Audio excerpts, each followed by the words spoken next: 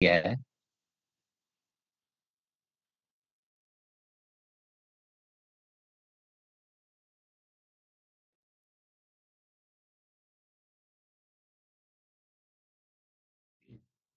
silakan. Kalau mau presentasi dulu, sambil menunggu yang lain untuk bisa gabung pada kuliah hari ini.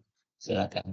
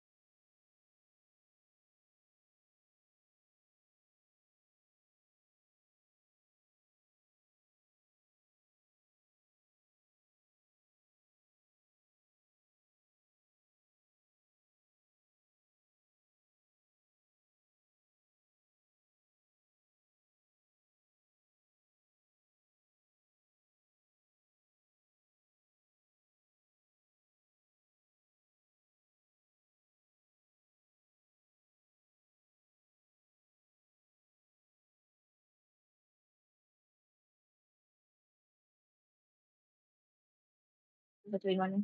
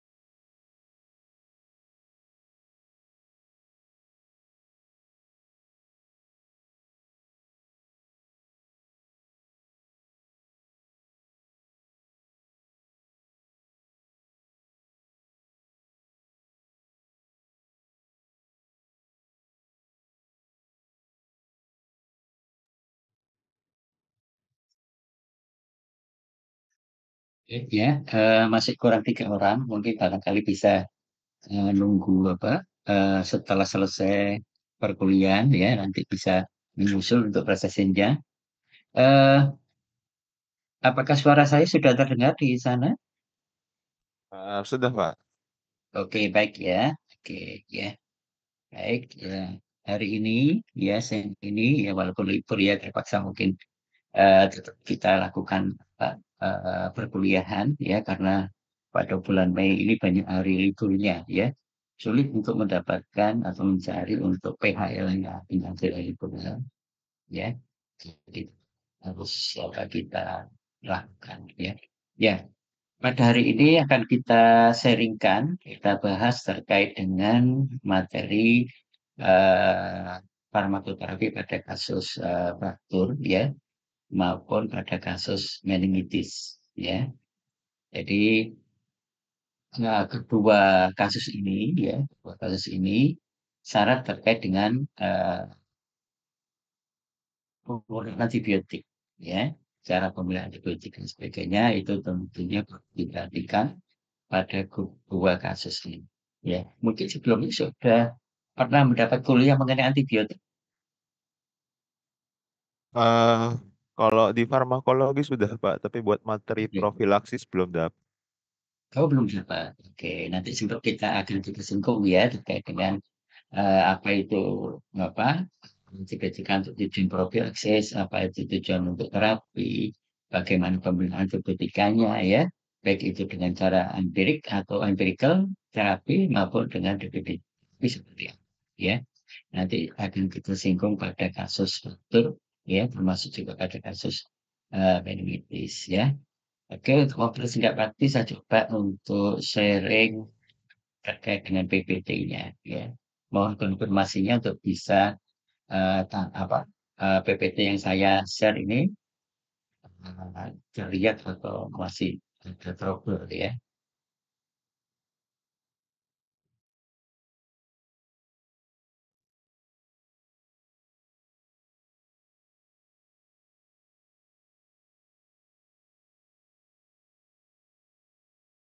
Oke, sudah terlihat ya.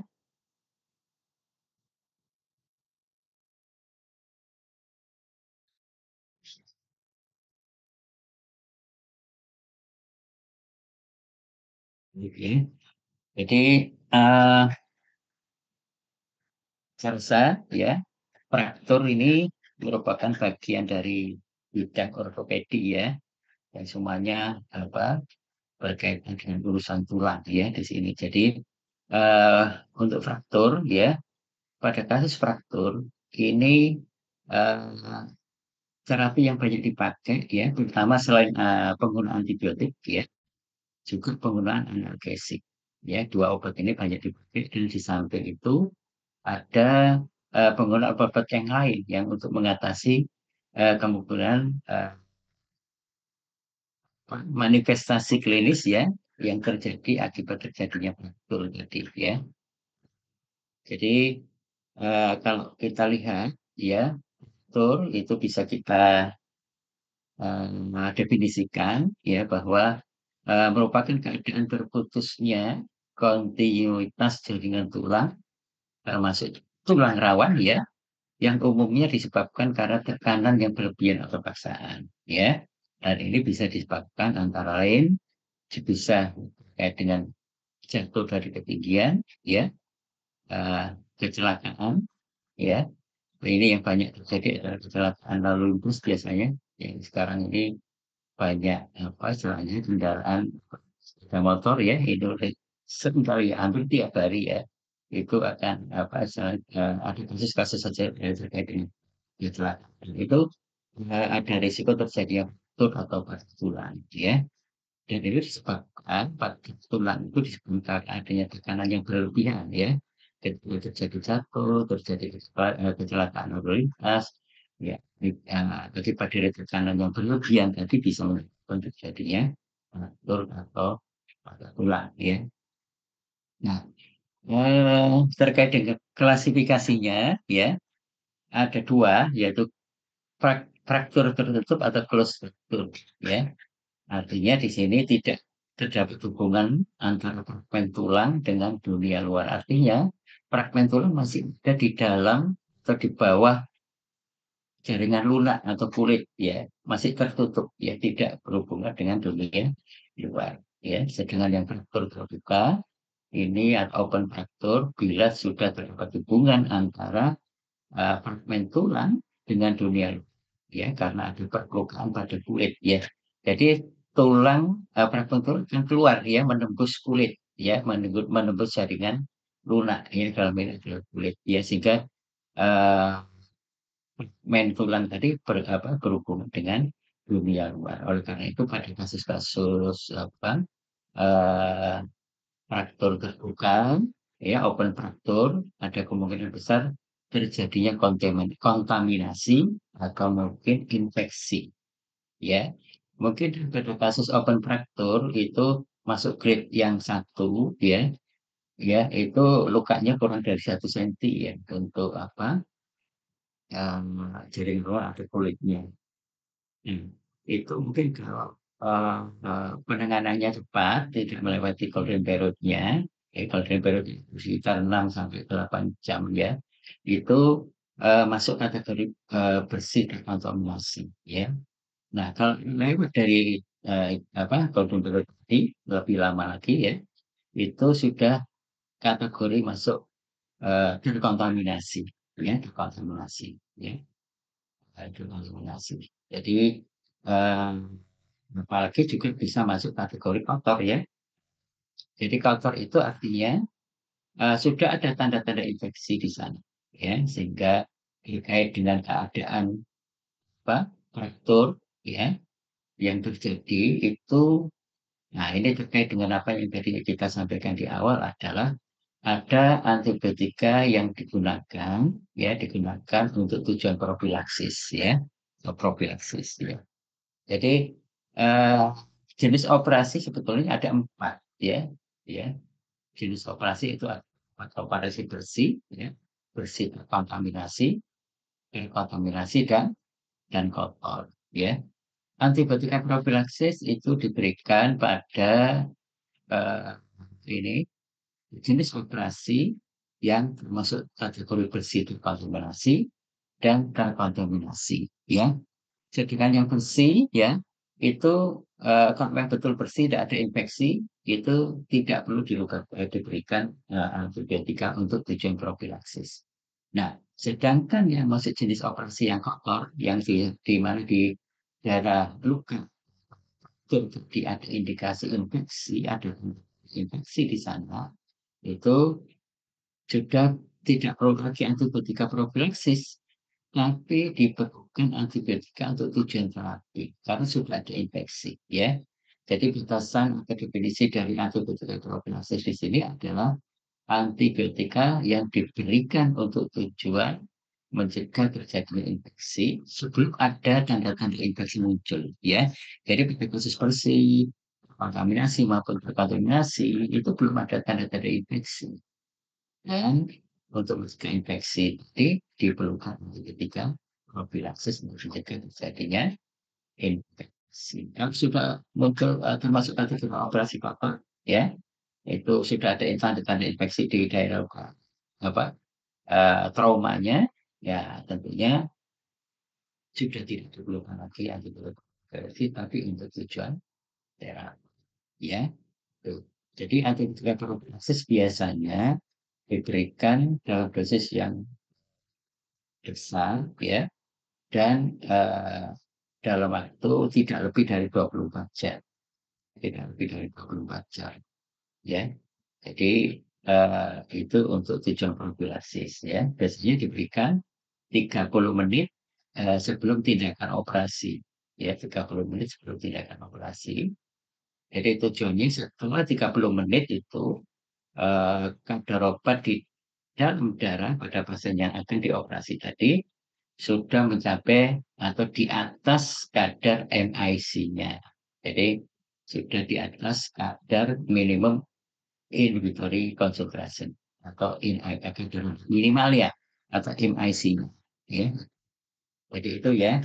Jadi untuk fraktur itu dibagi 2, close fraktur maupun open batuk, ya. Ya open batuk bisa muncul masuk kategori bersih, kontaminasi maupun kotor, ya. Sedangkan yang negatif itu karena tidak ada benturan yang kontak dengan dunia luar, ada kemungkinan kalau tidak ada infeksi yang lain, ya, itu masuk kategori bersih, ya, gitu. Nah, terapi yang banyak dipakai ini sudah kita sebutkan, biasanya pada kasus-kasus fraktur ada kemungkinan terjadi infeksi, ya, sehingga perlu diberikan antibiotik, ya, antibiotik. Jadi ada dua tujuan, untuk tujuan profilaksis dan untuk tujuan. Nah, untuk tujuan terapi, ya, maupun profilaksis terutama untuk tujuan terapi itu dibagi lagi untuk cara pembeliannya, ya, cara penentuan antibiotikanya, ya. Cara dengan pendekatan empirical atau pengalaman, ya, empirical terapi dan definitif, ya. Biasanya kalau pada saat terjadinya kejadian atau kasus tadi, ya, itu biasanya empirical terapi dulu, ya. Empirical terapi apa maksudnya adalah kita memilih antibiotika berdasarkan data yang ada sebelumnya, dikaitkan jenis kuman penyebab pada daerah operasi atau daerah operasi tersebut, ya, dan dikaitkan dengan antibiotika di mana kuman itu masih sensitif terhadap antibiotika yang kita pilih, ya. Oleh karena itu kadang di beberapa rumah sakit itu kadang mengeluarkan, ya, sendiri terkait dengan guideline penggunaan antibiotik baik untuk profilaksis maupun untuk terapi, untuk tujuan terapi yang dinamakan pedoman penggunaan antibiotik, ya, dari masing-masing rumah sakit, ya. Jadi empirical itu berdasarkan guideline, ya, antara lain kalau di rumah sakit pedoman penggunaan antibiotika.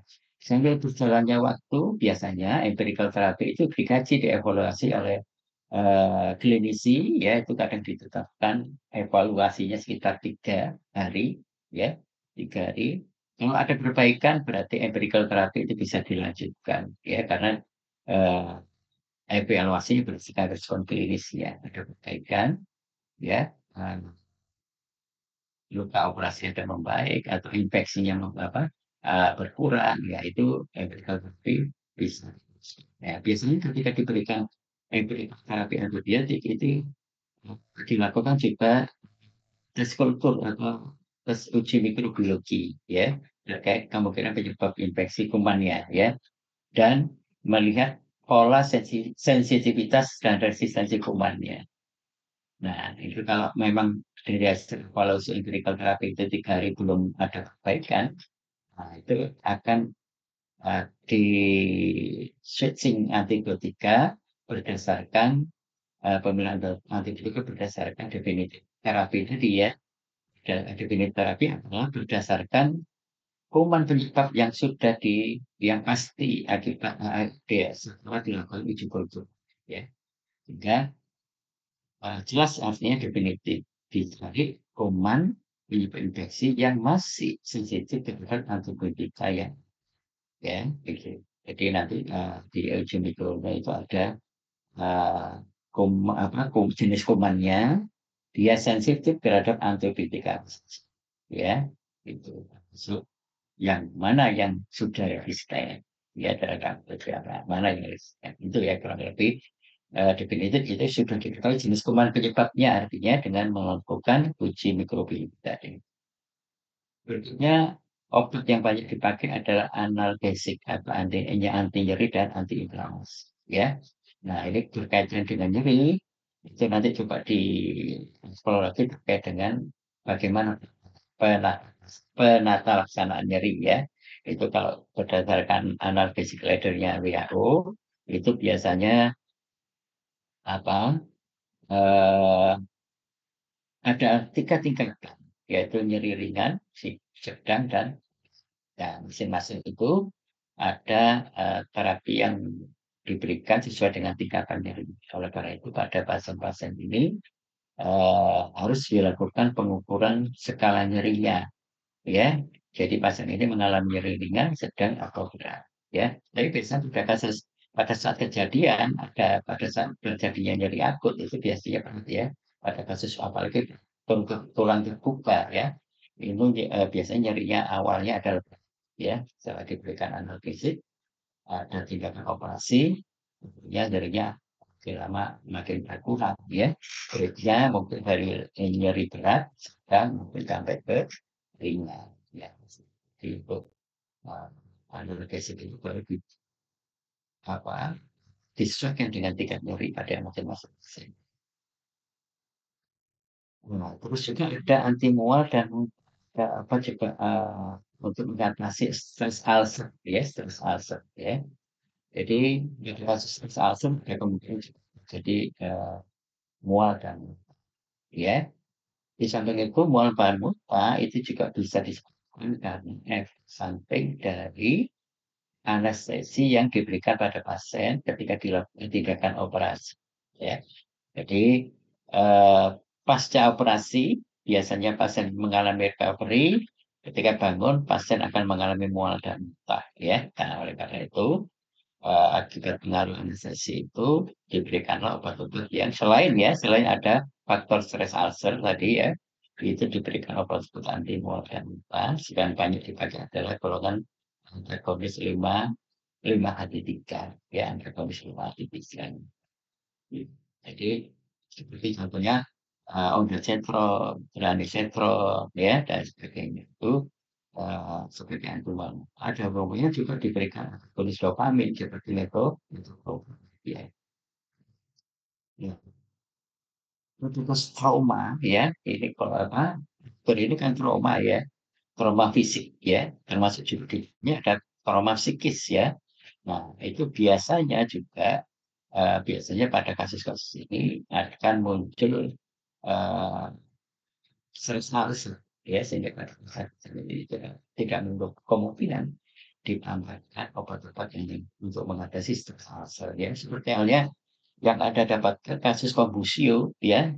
Kombusio itu juga stres, ya, trauma, ya, fisik, ya, termasuk juga psikis, ya, di sana. Di dalamnya pasti ada juga pemberian obat stres ulcer, ya, di situ, ya. Jadi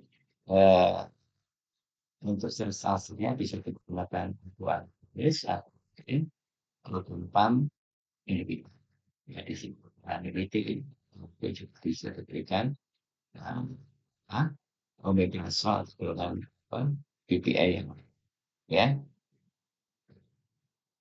Nah, gejala klinis, ya. Nah, gejala klinisnya biasanya utamanya adalah nyeri, ya. Nyeri ini biasanya awal kejadian biasanya mengikat atau ya, termasuk nyeri berat, ya, sehingga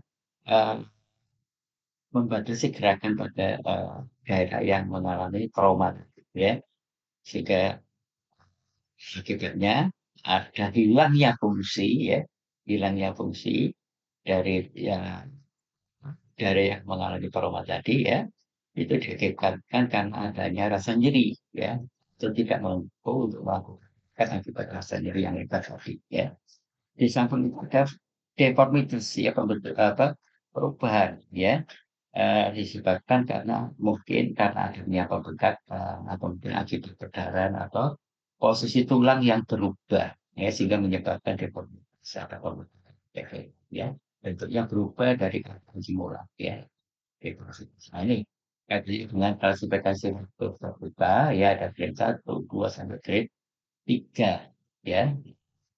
Ya, ini grade 1 mungkin masih ringan, ya, luka kurang dari 100 cm, ada kontaminasi dan kehancuran otot yang minimum, ya.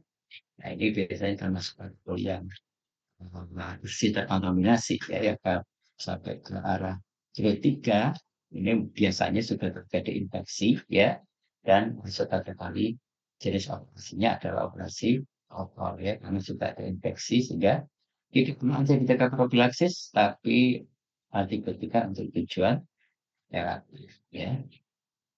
ini binatang terapi ya, umumnya biasanya pemberian antibiotika baik untuk tujuan profilaksis maupun untuk terapi ya. Nah ini sebagai bentuk dari empirical therapy. Kita berdasarkan acuan atau mungkin referen dari tempat yang lain ya, sambil kita memantau efikasinya, efektivitasnya ya, dan dibandingkan dengan sambil menguji ya, uji mikrobiologinya, uji kulturnya untuk melihat pola resistensi kumannya, sensitivitas kumannya untuk menentukan antibiotika secara definitif sesuai dengan jenis kuman penyebabnya. Ya, kalau ini kan masih perkiraan jenis kuman penyebab. Kalau betul, nanti akan memberikan efek kebaikan ya di sini. Nah, di samping itu karena luka terbuka itu ada pembukaan ada kontak ya antara tulang dengan dunia luar ya. Ada perlukaan pada kulit, ada kemungkinan bisa masuknya kuman Clostridium tetani ya. Ini biasanya kesempatan faktor terbuka ada kemungkinan bisa terjadinya tetanus sehingga diberikan antiserumnya di sini untuk mencegah terjadinya tetanus. Jadi ada juga yang empirical terapi ya, empirical ya secara empirical baik itu gratis maupun untuk eh, tujuan terapi gitu ya. Grade 1, grade 2 itu menggunakan ini disesuaikan dengan jenis kuman penyebabnya ya. Nah, pemeriksaan atau rawat luka itu sangat diperlukan ya. Jadi operasi radikal spektur terutama ditujukan untuk membuat luka bebas dari material asing dan jaringan mati atau nekrosis ya, sehingga menghasilkan area operasi yang bersih dan jaringan dengan suplai darah yang baik. Nah, ini yang penting ya. Jaringan dengan suplai darah yang apa tujuannya? Kita untuk mendapatkan jaringan yang bersih dengan suplai darah yang baik. Tujuannya adalah ketika kita berikan antibiotik, ya, antibiotik itu bisa menembus jaringan yang mengalami trauma tadi, ya. Oleh karena itu jaringan mati ini harus hilang. Karena apa? Karena kalau masih ada jaringan mati atau nekrosis, itu tidak ada suplai aliran darah menuju jaringan mati. Sudah tidak ada perfusi lagi. Sehingga ketika diberikan antibiotika, antibiotika tidak bisa menembus jaringan yang nekrosis atau jaringan yang mati. Akhirnya apa? Ya kuman masih tetap ada di jaringan yang nekrosis atau mati, yang bisa menginfeksi jaringan yang lain di sekitarnya. Oleh karena itu, eh, apa? Ketika diberikan antibiotik, antibiotik itu tidak ada perubahan terkait dengan kondisi pasiennya terkait dengan infeksi daerah operasi yang tetap mengalami itu ya, itu infeksi dari operasi itu harus dipantau, dilihat apakah masih ada jaringan mati yang belum bersih di daerah tempat operasinya, ya. Jadi harus betul-betul dipastikan, ya, karena di pengalaman bahwa pasien sudah menggunakan antibiotika cukup lama, ya, tapi tidak ada perbaikan. Belum tentu resisten, ya, belum tentu resisten. Tapi ternyata setelah dilihat itu, ternyata masih banyak jaringan mati, nekrosis yang ada di daerah operasi tadi. Ya jelas ya, artinya ya tidak akan kunjung sembuh kalau masih ada jaringan mati, karena antibiotik tidak bisa menembus jaringan yang sudah nekrosis atau yang sudah.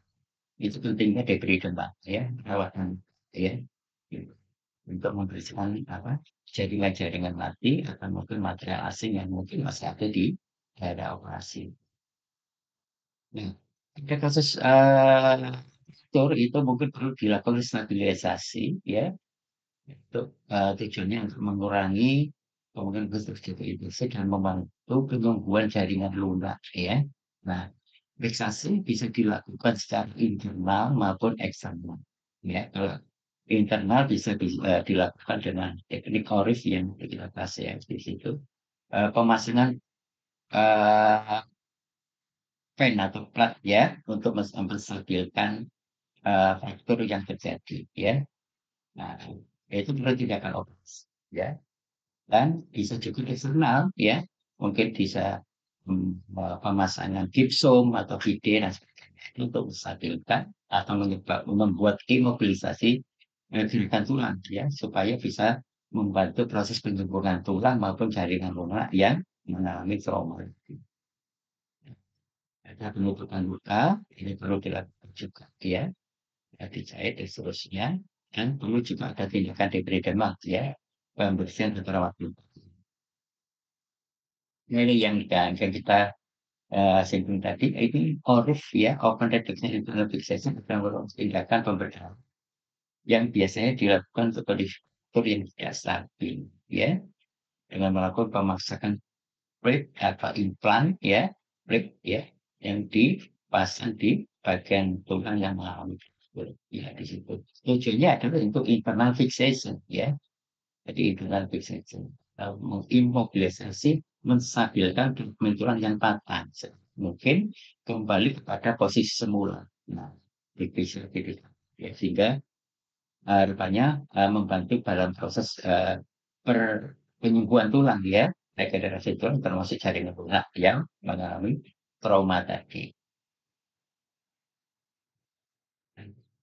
Indikasi ORIF, ya, tadi sudah kita sampaikan ada faktor terkait dengan faktor yang tidak stabil, ya, itu perlu dilakukan fiksasi atau stabilisasi, ya, bisa untuk close fracture maupun open, ya, di sini, ya.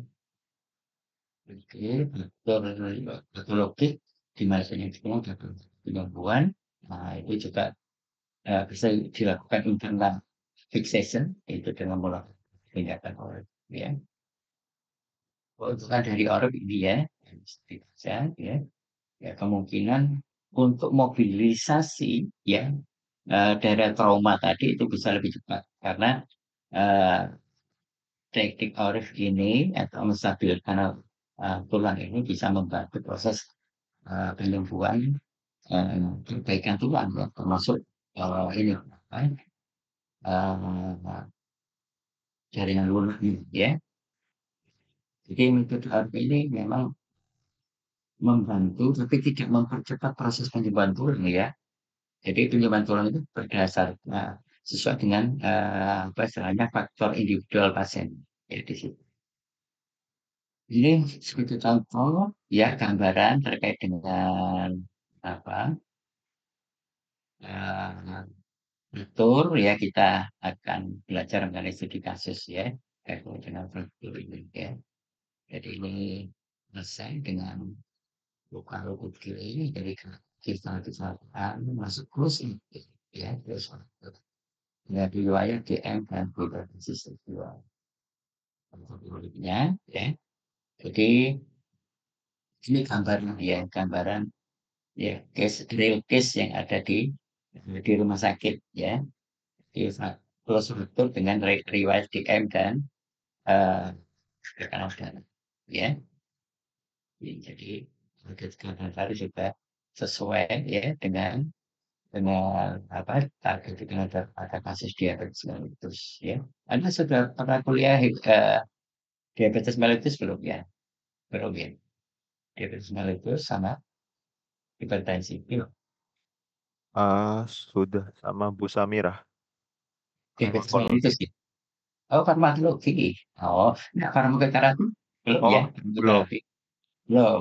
Karena farmakoterapi dikaitkan dengan data klinik, data dari laboratoriumnya, ya, data-data objektif itu termasuk profil terapinya. Ya, kalau farmakologi kan biasanya enggak dikaitkan langsung dengan data-data objektif seperti data klinik, data lab, ya, termasuk profil terapinya yang nanti akan kita analisis di sini, ya.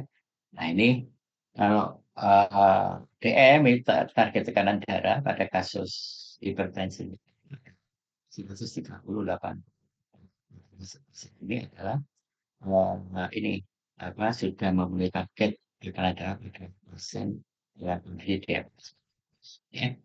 Nah, ini kondisi DM, kondisi hipertensi, tekanan darah itu penting distabilkan dulu, perlu dilakukan sebelum dilakukan tindakan operasi, ya.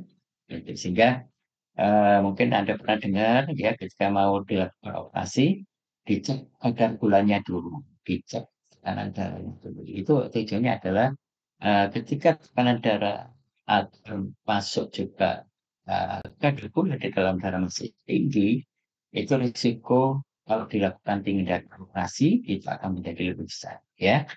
Oleh karena itu harus distabilkan dulu ya, distabilkan dulu ya untuk proses operasinya supaya ketika dilakukan tindakan operasi tidak pasien ya. Detailnya ini ya. Data ini sudah pernah disinggung ya. Kalau data ini sudah ya, ada pilihan. Ya. Nah ini data alatnya. Ini kalau hasilnya terkait dengan diabetes mellitus itu apa istilahnya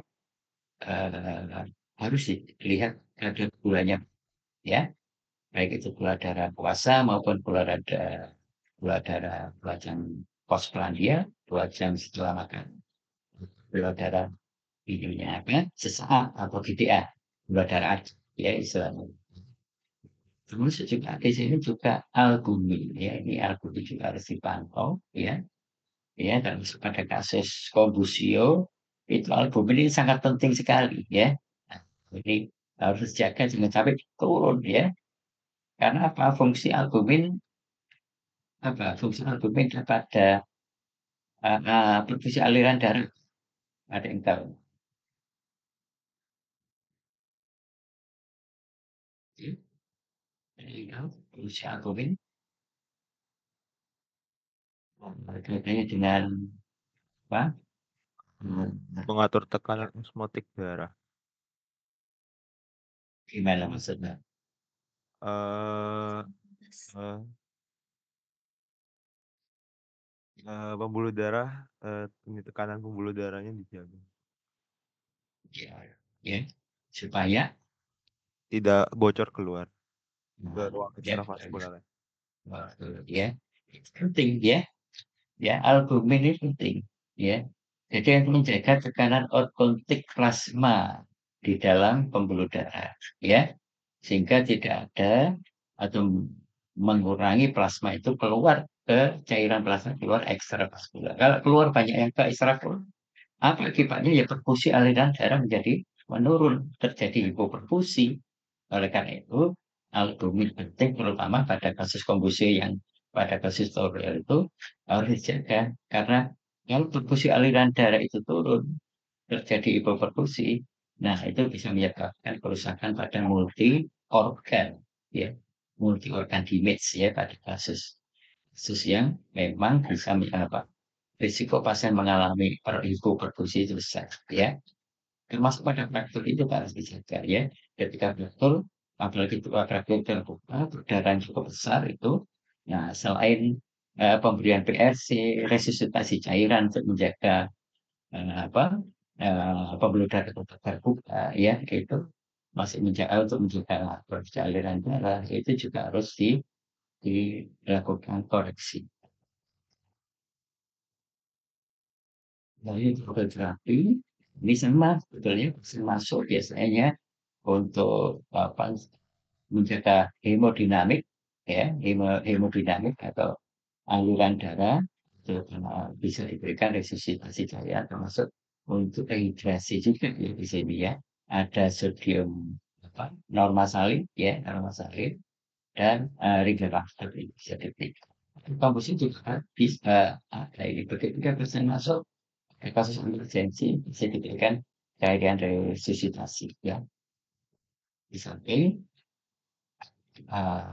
kemungkinan bisa diberikan albumin ya ini ya jadi kalau sini jika resusitasi cairan ini PRC kaitannya dengan tapi yang turun tadi kenapa turun mungkin ada ada berdarah juga ya walaupun positif ya di sana.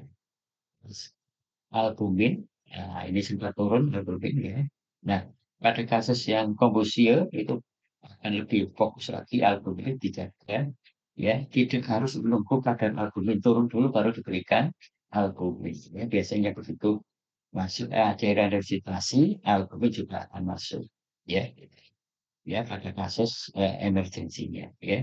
Karena begitu albumin turun ya pada kasus yang lain ya kombusi itu ya itu sulit untuk dinaikkan kembali ya. Ini ada pemberian injeksi ke TC. Apa yang itu TC? Sama ya ke TC pada namanya dari ketoprofen ya. Termasuk ini ya. Alprofen ini juga. Ya. Ini NSAID ya, ini NSAID ya. Hasilnya HIV, ada orang HIV, dan juga bisa teratasi apa untuk nyerinya disuk ke orangnya ya. Ada sebagai alamat ada pemberian remopain ya. Remopain ini adalah ketorolak ya sama NSAID ya, ketorolak ya. Ini tapi efek samping pada gastrointestinal ya, terutama pada lambung. Jadi ini untuk ketorolak atau remopain ini lebih besar. Sehingga dalam penanganannya itu dalam penggunaannya itu harus dibatasi ya, dibatasi maksimal 5 hari biasanya ya, maksimal 5 hari. Kenapa? Jadi lebih dari 5 hari itu risiko terjadinya gastric bleeding bisa pada kasus penggunaan ketorolak. Mereka juga penggunaannya harus dibatasi lama pemberiannya ya. Nah, ini akron ya, akron ini adalah ranitidin ya. Ranitidin ini mengatasi stres ulcernya ya tadi ya.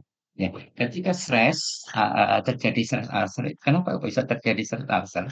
Karena begitu stres fisik ya, baik akibat trauma ya, trauma itu bisa betul atau mungkin tindakan pemberdayaan ya.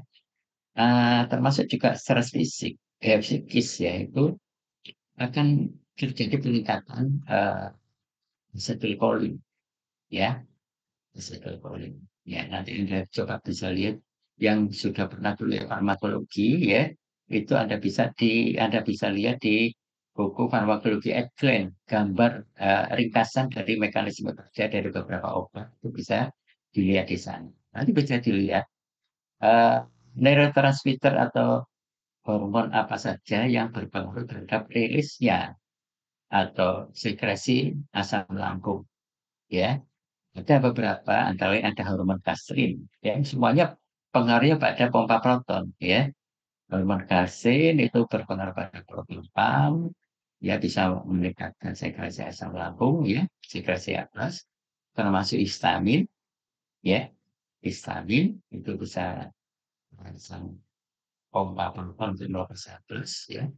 Termasuk juga asetilkolin. Nah, di sana asetilkolin ya.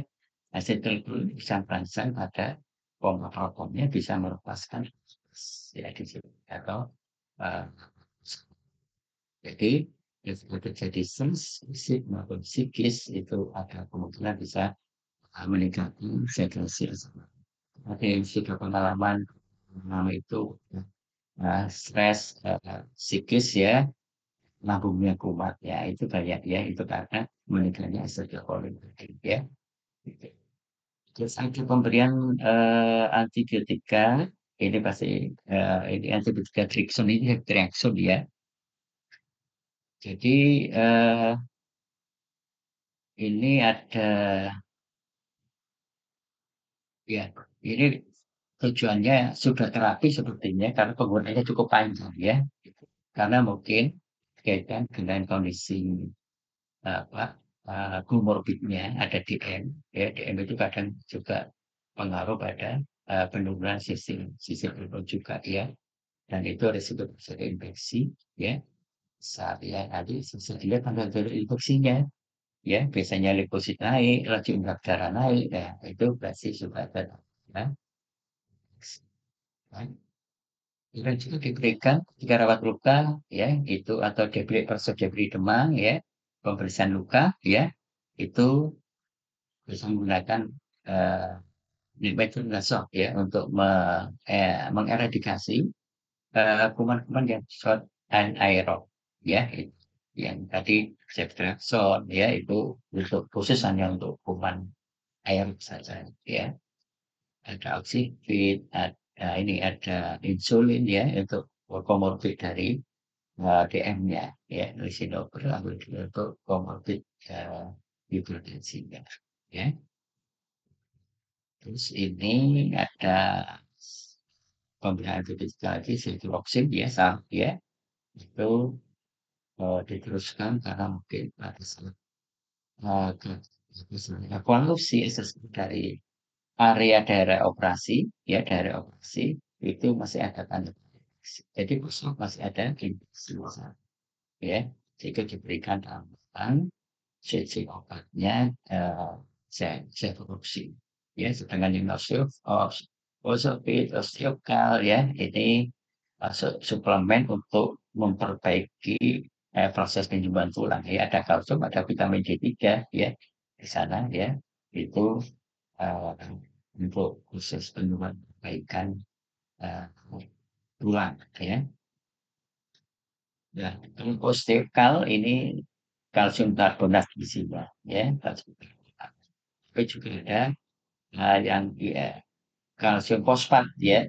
Nah, diabetes memang baik, lebih baik kalsium fosfat daripada kalsium karbonat.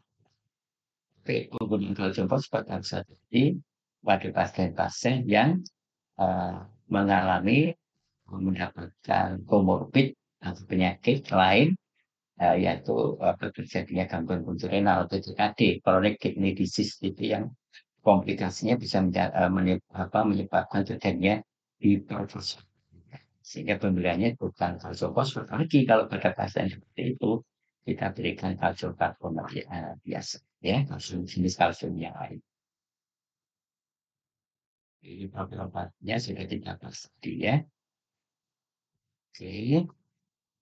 Nah, mungkin tadi DRP ya, drug related problem dalam penggunaan golongan NSAID ini ya, itu menyebabkan gastric bleeding ya, luka peptik.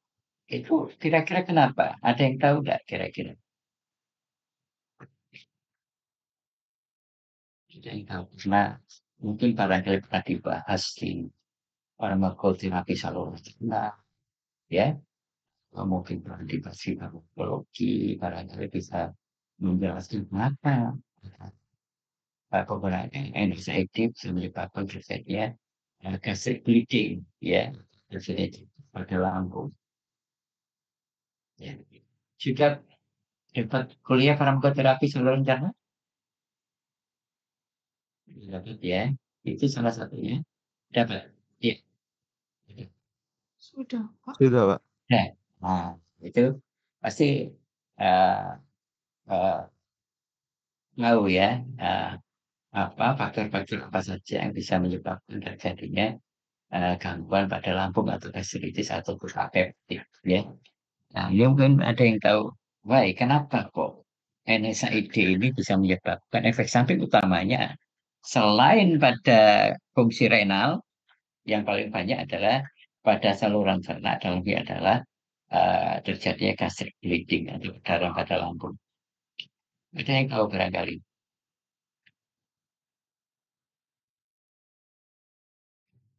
Karena dinding lambungnya itu teriritasi terus sama asam lambung sampai akhirnya luka. Makanya gastric Ya, bleeding. artinya gini, gimana caranya eh, atau mekanisme dari NSAID itu bisa menyebabkan eh, luka septic atau gastric bleeding. Tadi sampaikan Mas Hitaru ya, itu karena asam lambungnya, ya, Karena NSAID itu dia eh, menginduksi prostaglandin, menginduksi, menginduksi, menghambat, sorry, menghambat, iya, menghambat prostaglandin. Akibatnya apa?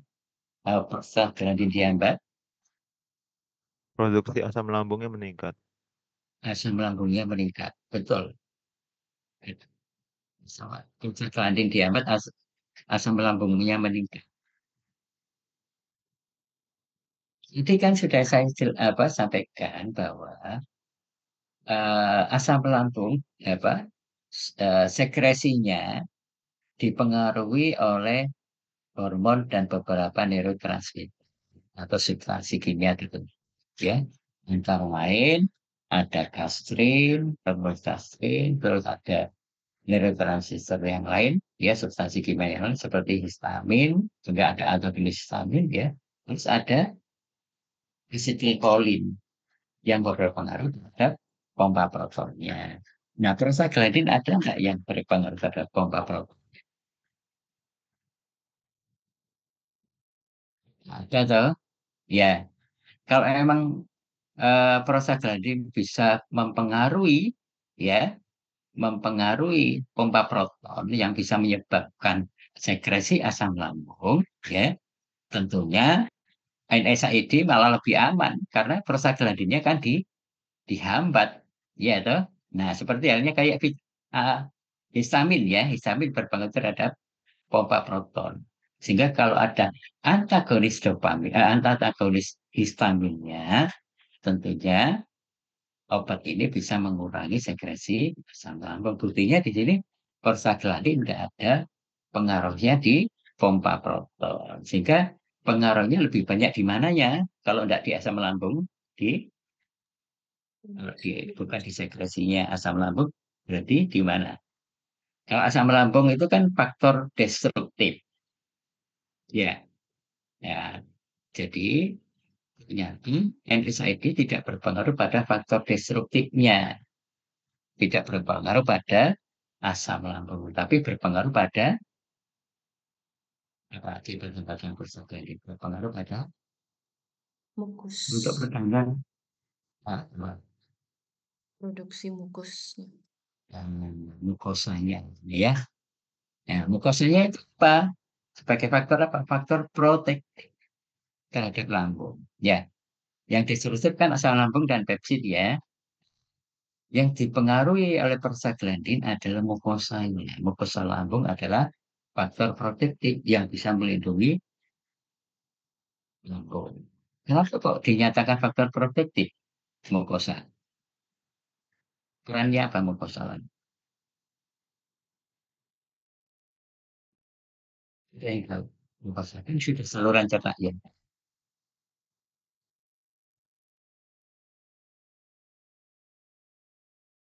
Ya.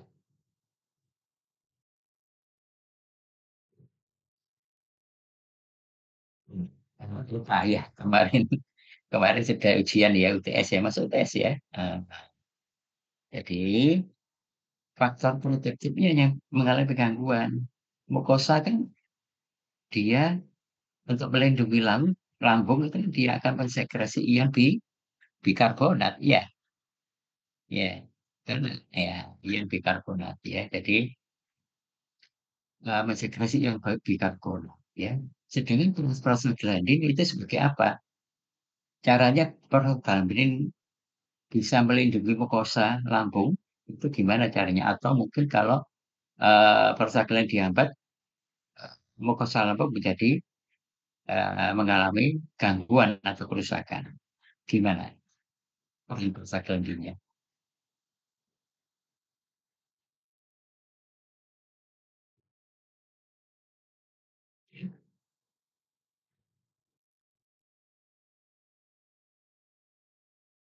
Ya. Jadi ketika terjadi inflamasi, ya, kan yang nampak kalau sudah apa ketika terjadi radang, ya, ketika terjadi radang apa eh, inflamasi. Tadi manifestasi dari fraktur kan tadi sebutkan deformitas, ya. Iya, apa deformitasnya dari fraktur tadi? Tanda radang itu apa? Ini untuk menjelaskan peran prostaglandin nanti, ya. Pembengkakan, Pak. Pembengkakan. Pertama bengkak, ya. Setelah itu apa?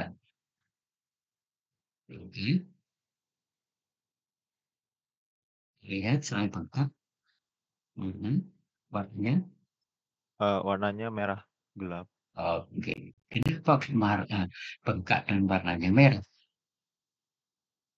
dan warnanya merah itu bukti apa di situ ada terjadi apa? Pembuluh darahnya ada yang pecah. Belum terjadi ini ya. Jadi pembuluh darah yang ada di daerah sekitar eh, jaringan, terutama jaringan lunak ya, otot ya, di sana itu pembuluh darah apa? Kapiler. Pembuluh darah kapiler itu banyak loh, ya. Cabang-cabangnya banyak pembuluh darah kapiler kecil-kecil ya. Nah, bekerja itu karena apa? Karena pembuluh darah itu mengalami proses pelebaran pembuluh darah. Ya, toh? Merahnya itu karena banyak aliran darah menuju tempat tersebut. Karena melebar, otomatis banyak aliran darah ke pembuluh darah ini yang sedang mengalami pelebaran pembuluh darah. Ya. Jadi sampai di situ berarti peran prostaglandin apa sebagai apa? Peran prostaglandin sebagai kan jadi pembuluh darahnya kan melebar sebagai Peningkatan aliran darah. betul, peningkatan aliran darah karena pembuluh darahnya melebar. Terjadi proses apa di pembuluh darah tadi? Vasodilatasi. Nah, vasodilatasi, ya toh? Karena di situ ada prostaglandin toh, mediator yang dilepas ya pada proses radang tadi. Berarti prostaglandin ini berfungsi sebagai vaso apa? Vasodilatasi. Nah, vasodilator ya, bukan vasokonstriktor. Nah, justru kalau prostaglandinnya menurun jumlahnya akibat hambatan pada hambatan oleh apa NSAID atau mungkin apa eh, kortikosteroid ya, itu justru berkurang prostaglandinnya dan itu akan menyebabkan vasokonstriksi pada pembuluh darah ya, terutama pada mikrosirkulasi di saluran cerna ya atau di lambung, di mikrosirkulasi mukosa dengan lambung itu mengalami gangguan ya, tadinya melebar terjadi penyempitan yang terjadi apa, suplai aliran darah ke jaringan ya mukosa itu menurun. Akibatnya apa? Terjadi penurunan suplai oksigen, penurunan apa nutrisi yang diperlukan untuk proses regenerasi sel itu juga akan terjadi penurunan. Akibatnya apa?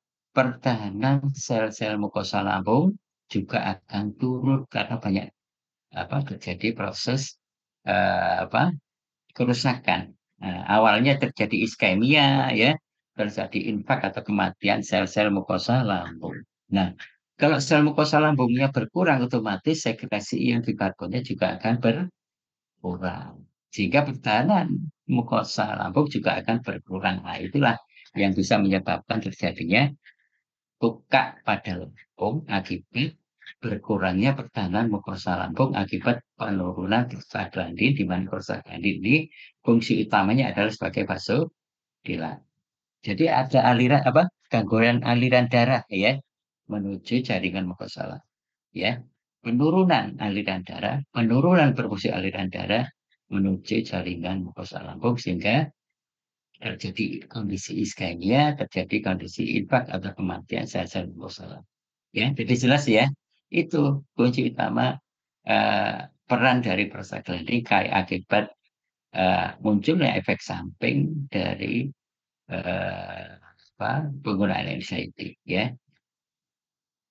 Ini sudah tadi sudah kita bahas ya. Oke, ini sudah ya. Jadi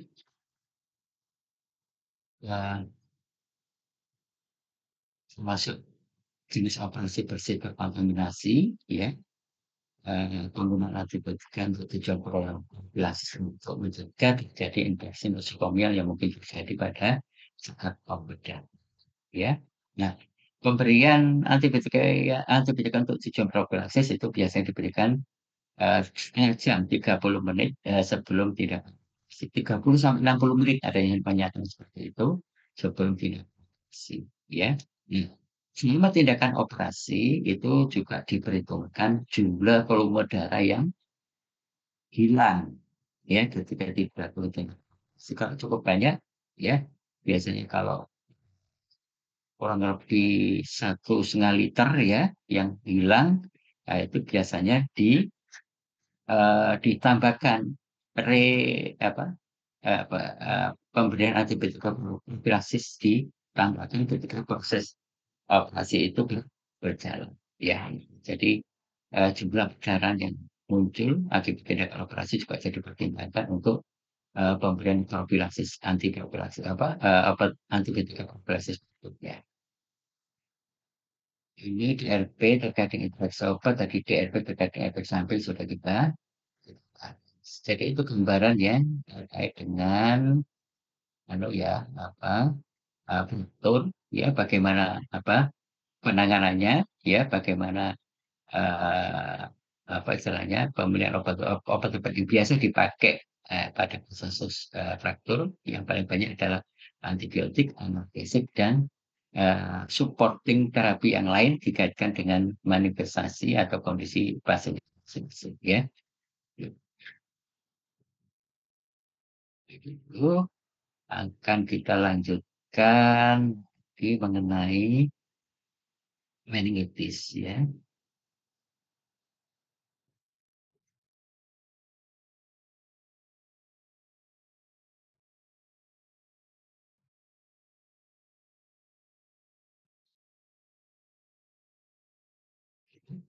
Kita lihat ya.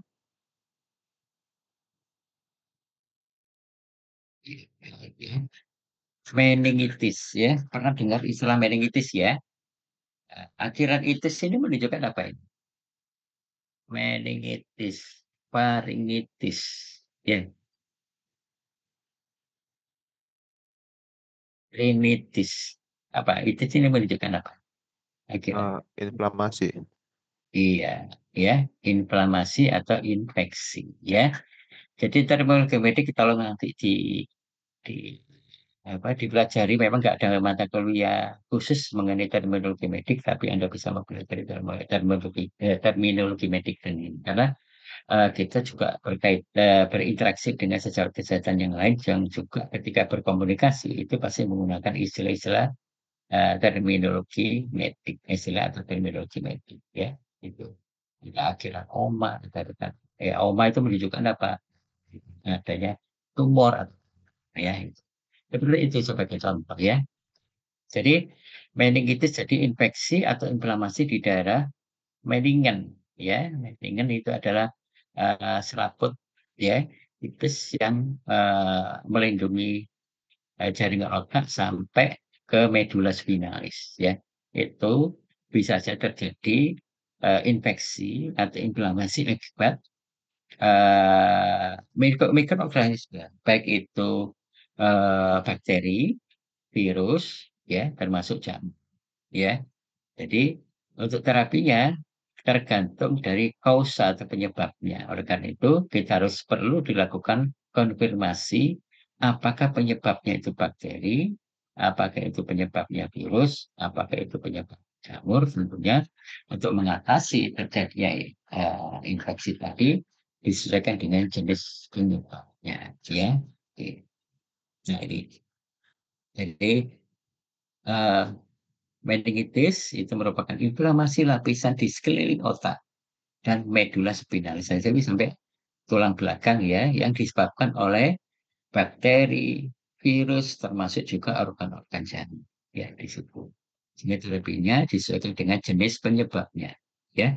Kalau bakteri biasanya menggunakan antibiotik, virus biasanya menggunakan antiviral ya. Sedangkan organ-organ jamur ya bisa menggunakan antifungi ya di sini. Bisa fluconazole atau ampicillin B ya yang bisa dipakai. Nah, kalau kita bagi lagi, ada 3 tadi sudah kita sampaikan. Ada 3 jenis meningitis ya. Di sini ada meningitis bakterial atau istilahnya bisa dinyatakan meningitis sepsis karena akibat terjadinya sepsis ya, septisemia ya. Biasanya ini awalnya infeksi di tempat yang lain, misalnya seperti infeksi di paru ya, pneumonia ya, infeksi saluran pernapasan ya, bakteri pneumonia namanya ya. Itu bisa karena kondisi sepsis ya. Kuman ini bisa terbawa oleh aliran darah ya mulai peredaran darah masuk ke dalam otak, ya. Nah, itu bisa menyebabkan terjadinya meningitis, ya, terjadi inflamasi darah, ya. Termasuk juga di sini ada jenis yang lain adalah meningitis viral atau meningitis virus atau nama lainnya adalah meningitis aseptik. Aseptik, ya, sepsis ini kayak sepsis. Jadi ini adalah aseptik. Ini disebabkan karena virus, ya, mungkin virus herpes, ya, virus yang lainnya, ya, bisa menyebabkan terjadinya infeksi pada manusia atau bisa disebabkan karena jamur dinamakan meningitis jamur atau Cryptococcal, ya, Cryptococcal meningitis, ya, nama lainnya, ya, ada meningitis. Jadi terapinya tentunya sesuai dengan penyebab, ya. Nah, ini, ya, meningitis bakterial, meningitis sepsis ini biasanya akibat infeksi di tempat yang lain, ya. Jadi sebagai contoh infeksi saluran pernapasan ada bakteri pneumonia di sini, Streptococcus pneumoniae ini juga bisa terjadi, ya. Infeksi pada meningen, ya, terjadi meningitis, ya. Kalau ada Neisseria meningitis, ya, itu bisa menyebabkan terjadi meningitis bakterinya, ya. Penyebabnya adalah bakteri, penyebab kuman, ya. Bisa saja, ya, bisa saja penyebabnya mungkin bukan akibat awalnya, bukan akibat infeksi saluran pernapasan. Biasanya juga kemungkinan infeksi oleh Mycobacterium tuberculosis atau TB, ya. TB bisa TB pulmonal, ya, TB paru atau TB ekstrapulmonal atau ekstra paru, ya. Ya, seperti namanya TB TB tulang, ya. Nah, ini Mycobacterium tuberculosis ini pada kondisi sepsis itu juga bisa menginfeksi darah meningen di otak. Ya, ini sehingga ada yang namanya khusus, ya, terkait dengan TB itu meningitis tuberkulosis atau meningitis TB yang disebabkan karena kuman penyebab tuberkulosis tadi, ya, Mycobacterium tuberculosis, ya. Meningitis viral itu biasanya cenderung dingin dan bisa sembuh dengan sendirinya, ya. Ya, biasanya terus direplikasi sendiri di infeksi awal, ya, sama dengan yang bakterial tadi. Infeksi awalnya bisa di nasofaring atau mungkin di saluran cerna, ya. Akibat infeksi virus tadi, ya, bisa menyebar ke sistem saraf pusat melalui sistem sama, ya, vaskularisasi sistem peredaran obat, ya. Virusnya macam-macam, ada virus apa, mumps atau herpes simplex atau virus yang lain, ya. Jamur, ya, dinamakan meningitis jamur atau di nama lainnya adalah meningitis streptokokal, ya, infeksi jamur yang mempengaruhi sistem saraf pusat, ya, biasanya HIV yang masuk dalam kondisi opportunistic infection, ya, itu baik itu infeksi bakteri, virus, termasuk jamur itu ada semua karena imunokompromis, ya, di sini, ya. Jadi kekebalan tubuh yang turun sehingga ada infeksi jamur, ada infeksi bakteri yang bisa saja virus itu ada semuanya di pasien-pasien HIV/AIDS, ya. Itu bisa saja terjadi, ya, pada kondisi Candidiasis auris, ya, itu bisa terjadi meningitis jamur, ya. Meningitis cryptococcal, ya. Etiologinya tadi ada bakteria, ada jamur, ada protozoa seperti jamur, ya. Nah, bakteri banyak ini, ya, macam-macamnya, ya. Ini tergantung dari kumannya yang bisa menyebabkan meningitis, ya. Nanti pilih antibiotik apa sesuai dengan jenis kuman, ya. Ya. Manifestasi klinis dari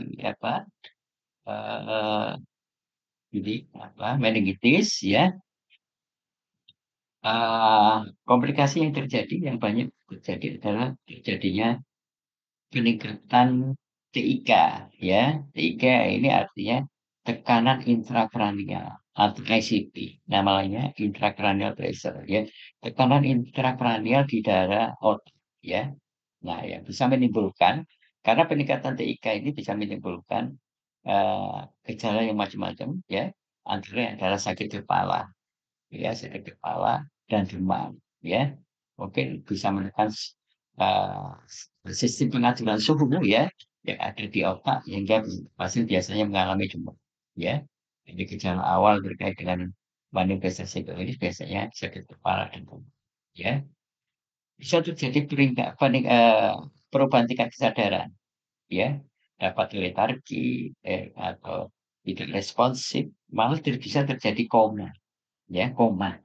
Pasien tidak respon sama sekali, ya, GCS-nya sangat rendah sekali, ya, pasien tidak sadar, itu bisa terjadi, ya, karena TIG yang meningkat, ada iritasi menigen, ya, ada fotofobia atau sensitif yang berlebihan terhadap cahaya. Oleh karena itu kadang rawat inapnya itu cahayanya kalau ada fotofobia ini berarti cahayanya dihidupkan, ya, itu sehingga pasien tidak mengalami fotofobia di sini, ya.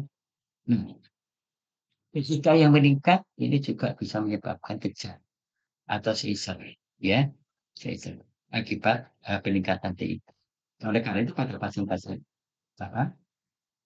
meningitis kadang juga diperlukan anti-seizure, antikonvulsan, ya, antikonvulsan ya seperti golongan benzodiazepin, ya, diazepam, lorazepam, ya, atau mungkin juga ini phenytoin atau mungkin carbamazepine, ya, itu bisa diberikan pada kasus untuk mengatasi kejang. Tapi kejang ini belum tentu epilepsi, ya.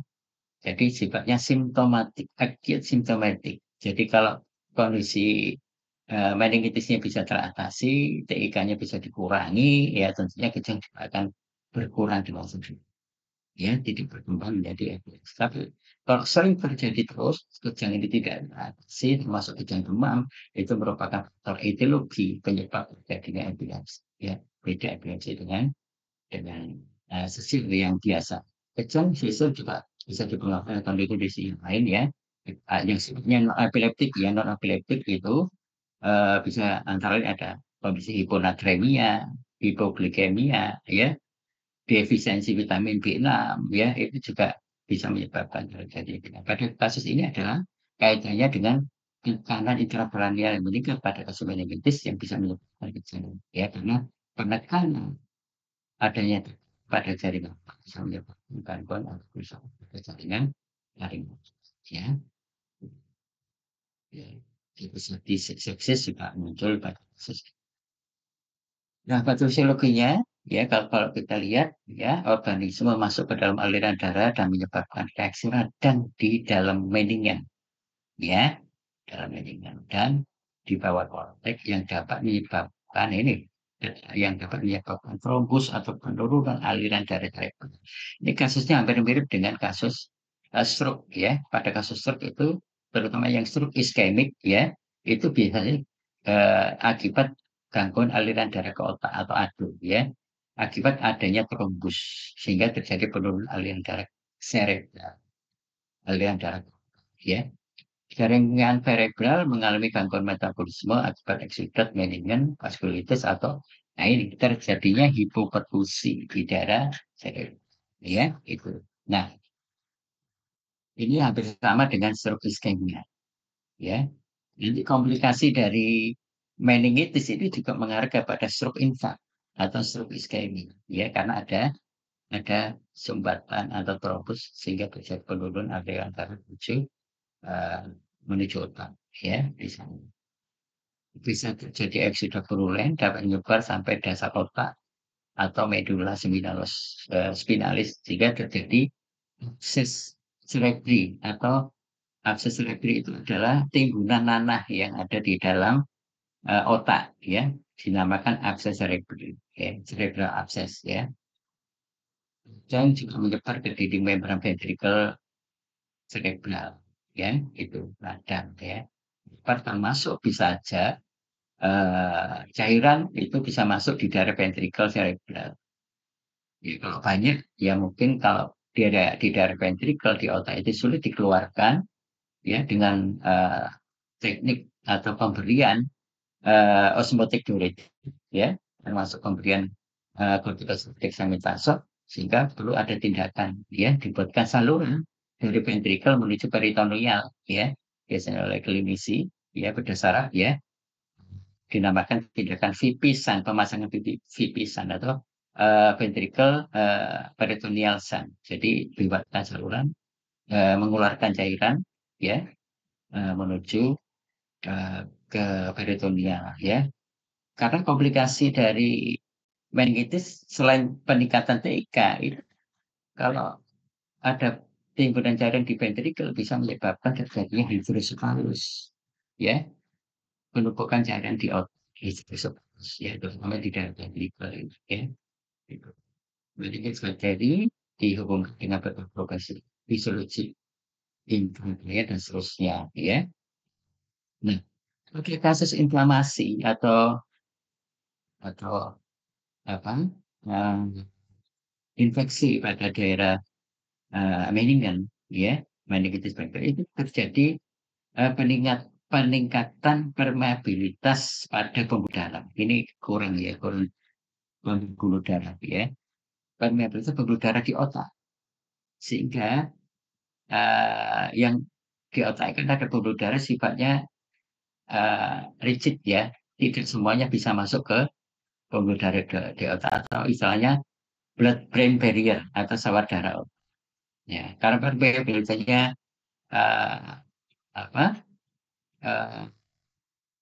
meningkat, ya, otomatis banyak cairan plasma yang juga akan keluar ke ekstravaskular menuju jaringan otak, sel-sel parenkrim otak di sana. Dan itu yang bisa menyebabkan edema vasogenik istilahnya, ya, hampir mirip sama dengan kasus stroke, ya.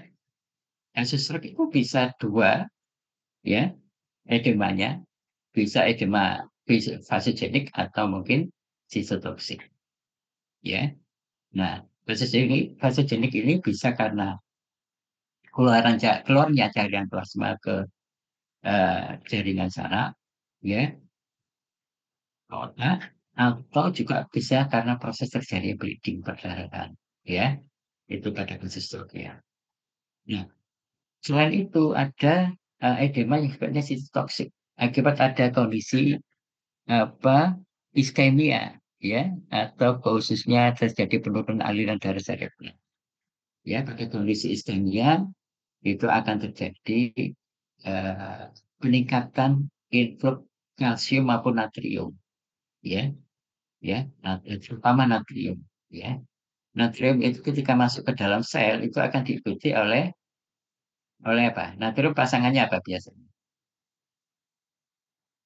Air, ya. Nah, air masuk ke dalam sel akan terjadi edema sel, ya. Nah, edema sel ini dinamakan edema sitotoksik. Sito kan sel, ya. Sitotoksik, toksisitas pada sel, ya. Kedua edema ini baik edema vasogenik maupun sitotoksik itu akan bergabung menjadi edema cerebri, ya. Edema cerebri ini resikonya terjadi komplikasi terjadinya peningkatan tekanan intrakranial, ya, TIK, ya. Jadi bisa menyebabkan berbagai macam komplikasi, ya. Ini ada kolaps sirkulasi dan juga ada kerusakan endotel, ya. Jadi ini proses pembuluh darah yang disebabkan karena kuman, ya, meningokokus itu malah bisa memperparah terjadinya edema pada darah otak, edema cerebri. Ya, pemeriksaan diagnosis, ya, itu biasa dilakukan analisis cairan cerebrospinal dari pengambilan fungsi lombal, ya. Ya, diambil cairannya dan untuk melihat ada kemungkinan infeksi yang disebabkan oleh bakteri, viral, atau mungkin jantung, ya.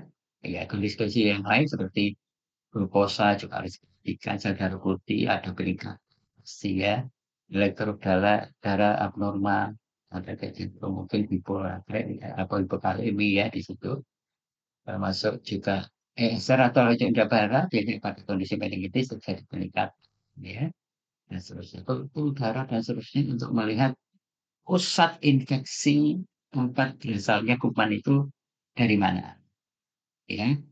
Bisa dari infeksi saluran pernapasan, bisa dari infeksi saluran kemih ya, atau mungkin infeksi pada gigi ya, infeksi pada gigi ya, gigi yang berlubang dan mengalami infeksi terus-menerus ya, yang tidak teratasi, bisa saja kumannya itu masuk ke dalam peredaran darah dan bisa menginfeksi, bisa menyebabkan terjadinya meningitis ya. Terus pemeriksaan yang lainnya yang perlu, yaitu bisa menggunakan teknik MRI atau CT scan, itu akan membantu melihat lokasi lesinya, kerusakan jaringan yang ada di dalam otak, ya. Baik itu terjadi hematoma, ya, edemanya, itu letaknya bisa diketahui dengan pemeriksaan MRI atau CT scan, ya. Nah, terapinya, ini terapi empirisnya, ya tentunya terkait dengan meningitis bakterial, itu akan diberikan terapi antibiotika yang memang digunakan itu yang antibiotika yang bisa menembus sawar darah otak atau blood-brain barrier, ya. Ya, karena pada kasus inflamasi itu, ya apa, sawar darah otak itu permeabilitasnya meningkat ya, mudah ditembus. Tapi untuk pemilihan antibiotika, tanpa mempertimbangkan proses inflamasinya itu, dia memang punya karakteristik ya, karakteristik bisa menembus sawar darah itu tanpa adanya inflamasi. Kalau ada inflamasi malah lebih besar lagi, dia bisa menembus ya ke dalam ya jaring ya. Ya, nanti antibiotik bisa kalau itu diberikan secepatnya setelah mendapatkan hasil kultur terapi definitifnya. Ya, dari hasil analisis cairan cerebrospinalnya akan ketahuan kuman yang penyebabnya apa, terus pilihan antibiotikanya apa. Nah, itu artinya sudah definitif terapi ya. Definitif terapi karena dari cairan cerebrospinal itu kita bisa tahu kuman penyebabnya dan pilihan antibiotikanya apa untuk bisa membeli jenis kuman penyebabnya tadi. Jadi langsung definitif terapi ya. Di sini. Dan antibiotika yang lain bisa empirical terapi tapi harus dilakukan definitif terapi untuk melihat jenis kuman penyebabnya ya. Tapi kadang dalam pelaksanaannya untuk mendapatkan cairan cerebrospinal itu sulit ya. Ya butuh persetujuan keluarga, pasien dan sebagainya itu kan karena tekniknya sifat invasif ya, invasif. Jadi mungkin sakit sekali atau bagaimana ya sehingga eh, tapi ini harus dilakukan untuk mengetahui jenis kuman penyebabnya. Kalau memang seperti itu akhirnya ya empirical terapi yang harus dilakukan jadinya ya. Kalau memang sulit untuk mendapatkan cairan cerebrospinalnya ya. Nah, ini yang empirical terapi bisa diberikan atau harus dilakukan definitif terapi. Ada yang kaitannya dengan TB ya tentunya ya. Itu juga diberikan obat-obat anti TB. Ya, tadi ada rifampicin, INH, itu bagian obat-obat anti TB yang bisa menembus blood-brain barrier. Ya, terus ada terkait dengan viral itu bisa kaitannya dengan kondisinya ya. Itu dengan mungkin mual-mual yang lebih besar ya, kuat ya, itu bisa diberikan paracetamol dan diberikan obat-obat anti ya. Jamur bisa diberikan anti jamurnya, gluconazole bisa juga diberikan amphotericin B ya, itu bisa diberikan di jamurnya. Seperti ya memelihara status hidrasi dan larutan infus elektrolit dan oksigenasi ya, itu jelas ya. Sama dengan kasus kombusio perlu adanya resusitasi cairan ya. Terkait dengan mencegah terjadinya clotting atau trombus tadi atau emboli tadi, trombus tadi bisa diberikan leukadin, ya.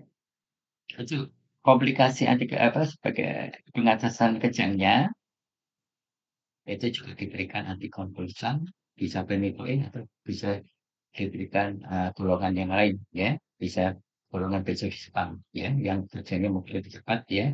Ya seperti yang dikatakan diazepam, ya. Terus demam, biasanya ada demam pada pasien ini, ya, itu bisa diberikan antibiotik, ya di sini, ya. Edema cerebri bisa muncul, ya, bisa diberikan osmotik diuretik seperti manitol, ya, bisa diberikan, termasuk kortikosteroid juga bisa diberikan untuk edema cerebri, ya. edema cerebral, tetapi hanya bila tidak dilupakan pada awal dari adanya kemungkinan herniasi ya, pada otak yang bisa menyebabkan kerusakan saya ya. Terus supportif kita ada dexamethasone ya. Dexamethasone ini punya dua mekanisme ya. Dia mencegah terjadinya edema vasogenik dan juga mencegah terjadinya edema sitotoksik ya. Indikasinya biasanya untuk bila kesadaran turun dan seterusnya ini ya, defisit vokal ya. Nah, jadi terkait dengan dexamethasone ini juga bekerja dengan cara menstabilkan atau meningkatkan menurunkan ya, menstabilkan atau menurunkan permeabilitas pembuluh darah di otak atau menurunkan permeabilitas dari blood-brain barrier ya, dikembalikan ke untuk mencegah terjadinya apa tadi terjadinya edema vasogenik tadi. Nah, ini beberapa antibiotik yang dipakai. Ini adalah empirical therapy jenis kuman ya. Pada usia tertentu, kuman tertentu biasanya hanya apa saja. Ya, ini adalah jenis antibiotik yang bisa mengeradikasi jenis kuman ini. Ya, ini semua jenis kuman penyebabnya. Ya, antibiotika pilihannya, first choice-nya, atau mungkin ini alternatif antibiotikanya. Ya, ini lama pemberian antibiotika yang bisa diberikan. Ini juga sama, neonat ya, umur tertentu, ya, dosisnya sesuaikan dengan masing-masing ya, umurnya, ya, kategori umurnya. Dosisnya. Ini analisis CSS-nya, ya. Etiologi katanya dengan neonates predisposisinya katanya dengan terjadinya meningitis, berat badan ketika lahir kurang dari 2,5 kilogram, lahir prematur, ya, prolong terjadinya rupture amnion, jadi beban lama, itu risiko terjadinya meningitis ya, aspirasi bayi aspirasi cairan amnionik ya, ketika hamil atau pas pada proses kelahiran itu ada infeksi uterus ya, atau infeksi saluran kemih pada ibu yang melahirkan, itu juga faktor predisposisi terjadinya meningitis ya. Ada exposure alat kesehatan yang dipakai saat proses kelahiran yang terkontaminasi oleh kuman atau bakteri nosokomial yang ada di rumah sakit ya, atau bisa juga karena sistem imunnya yang tidak adekuat, ya, tidak adekuat ya. Bagi anak-anak ya, etiologinya bisa kuman yang paling banyak ya, ada Staphylococcus aureus dari dalam pernapasan ya, Staphylococcus influenza ya, ada mungkin bakteri dalam ya. Faktor predisposisi untuk Streptococcus pneumoniae untuk jenis kuman ini bisa muncul akibat kondisi penyakit ini. Kondisi-kondisi seperti ini muncul biasanya kuman penyebabnya adalah Streptococcus pneumoniae. Ya, kalau ini jelas pneumonia ya, penyakit saluran pernapasan. Ya, ini bakteri pneumonia, ada Streptococcus pneumoniae pasti dipastikan akan kemungkinan bisa menyebabkan meningitis yang disebabkan oleh Streptococcus pneumoniae. Ya, predisposisi Streptococcus.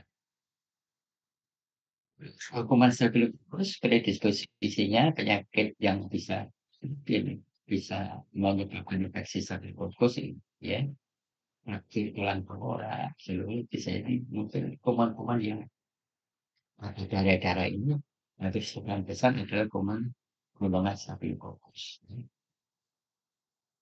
Terapi ya terutama antibiotika spesifik sesuai dengan jenis kuman penyebabnya ya. Terus ada terapi penunjangnya dan ada terapi terkait dengan komplikasi yang muncul.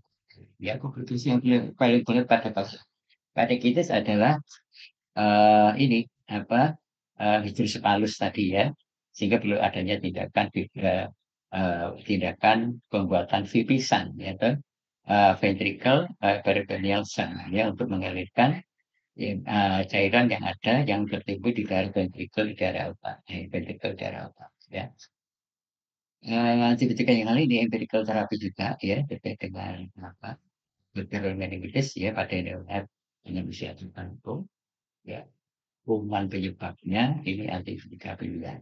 Ini empirical terapi, ya, tetap harus ya, apa, dilakukan proses definitif terapi, ya, supaya tepat, ya, pemilihan antibiotikanya. Kalau empirical terapi oke, sesuai dengan definitif terapinya, ya, dilanjut, ya. Ini sama, ya, pada kasus infan dan children, kuman penyebabnya ini antibiotika pilihan, ya. Ini pada adult, ini kuman penyebab, ini antibiotika pilihan, ya.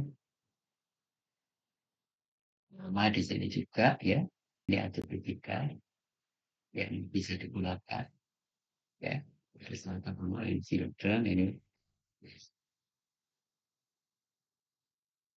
juga sama. Untuk pasien-pasien empirical terapi juga sama, ya.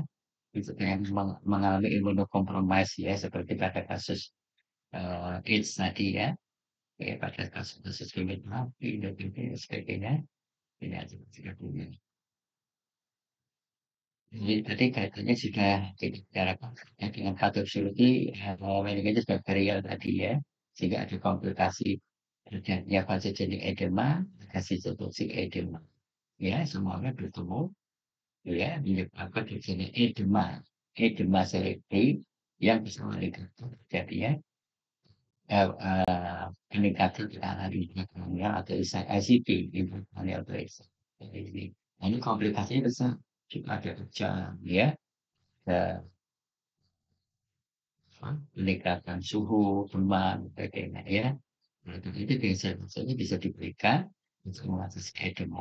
Selain vasogenik ini, ya, vasogenik ini bisa diberikan obat osmotik diuretik seperti mannitol untuk mengurangi cairan yang ada di sekitar otak, ya, yang posisinya mungkin di luar ventrikel, ya, di luar ventrikel otak itu masih bisa digunakan ini apa osmotik diuretik, seperti mannitol, ya.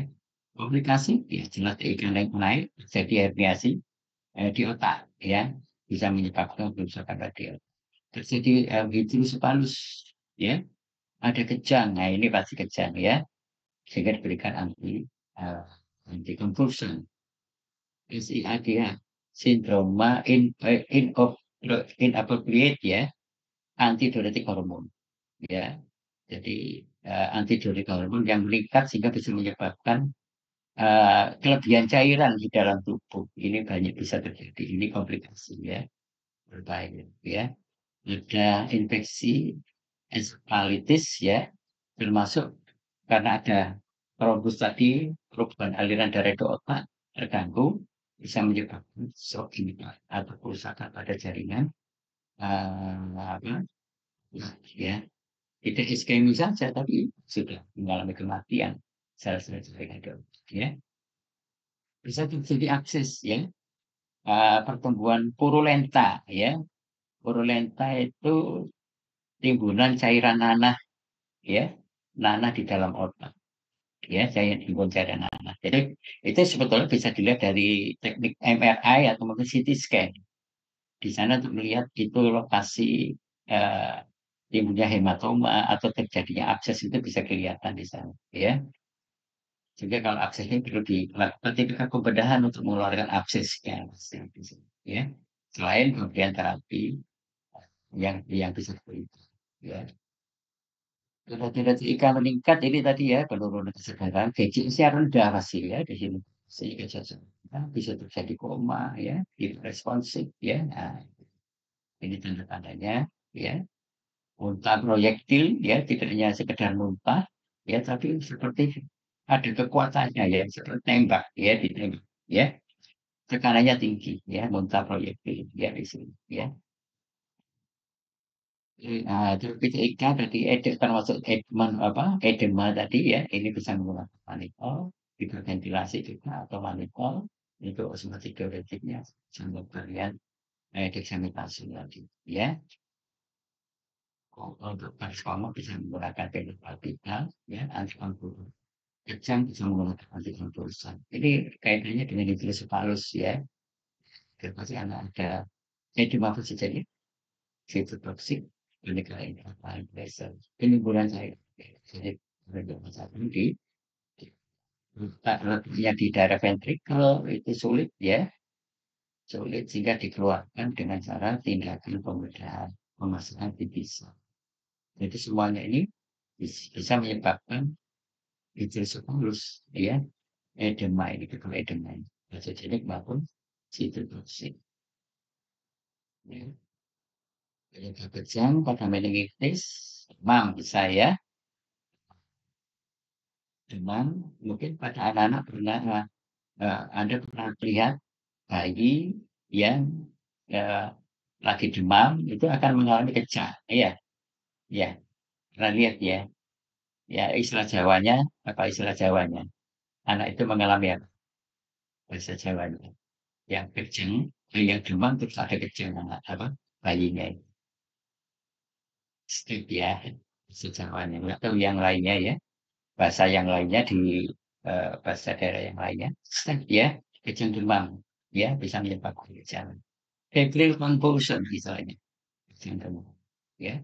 Kondisi infek atau iskemi, ya, bisa menyebabkan kejang, ya, dikaitkan dengan peningkatan rilisnya neurotransmitter excitatory, ya, terutama akibat pada kondisi infak atau kondisi iskemi itu terjadi infak kalsium yang menyebabkan rilisnya neurotransmitter excitatory, ya, dan terutama yang bisa menyebabkan terjadinya kejang, ya. Itu seizure, ya. Penyebab kejang pada meningitis kejang akibat trombosis vena dengan bisa juga karena berdarah, ya. Sama kaitannya dengan kondisi iskemi atau infeksi, ya. Hiponatremia, ya. Nah, kondisi hiponatremia itu juga bisa menyebabkan kejang pada kondisi kaitannya dengan meningitis sehingga perlu dikoreksi, ya, kadar natriumnya dikembalikan normal kalau memang penyebabnya adalah karena hiponatremia, ya, gitu. Subdural efusi atau efek massa yang ada di otak yang kaitannya dengan TIK tadi, ya, itu bisa menyebabkan kejang. Itu penggunaan antibiotika tertentu yang memberikan efek samping munculnya kejang itu bisa saja, ya. Terapi untuk kejangnya, ya, itu bisa menggunakan golongan benzodiazepin, ya, sepam atau lorazepam. Ini lorazepam adalah metabolit dari diazepam, T-nya lebih panjang daripada itu, ya. Phenytoin atau phenobarbital tadi, ya, atau pentobarbital, carbamazepin, ya, itu bisa dipakai sebagai anti konvulsannya atau kejang, ya. Itu yang kurang lebih gambaran terkait dengan